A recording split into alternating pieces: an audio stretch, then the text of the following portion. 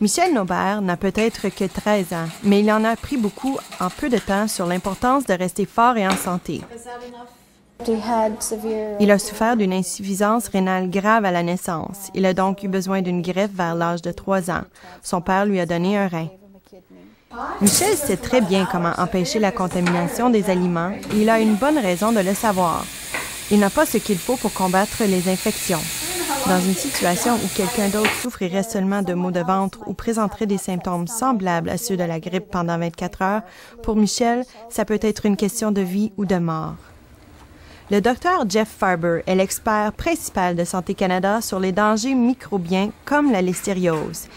Il dit que la plupart du temps, la listeria touche seulement les personnes à risque élevé, comme les diabétiques, les personnes atteintes du VIH-Sida, les alcooliques et les greffés comme Michel. Il pourrait y avoir une ou deux bactéries de Listeria monocytogène sur cette feuille de laitue. Chez une personne dont le système immunitaire est affaibli, ces bactéries peuvent passer de l'estomac à l'intestin. Elles traversent ensuite la paroi intestinale et migrent jusqu'au foie et à la rate, où elles se multiplient avant d'envahir le reste de l'organisme. Toute personne dont le système immunitaire est affaibli doit faire très attention lorsqu'elle manipule et prépare des aliments. Placez toujours la viande, la volaille, le poisson et les fruits de mer crus à l'écart des autres aliments dans le panier d'épicerie et dans le réfrigérateur. Une cuisson adéquate est le meilleur moyen de s'assurer que les aliments sont propres à la consommation. Rappelez-vous toujours de cuire la viande, la volaille, le poisson et les fruits de mer crus jusqu'à ce qu'ils atteignent une température interne sécuritaire et d'utiliser un thermomètre numérique pour aliments.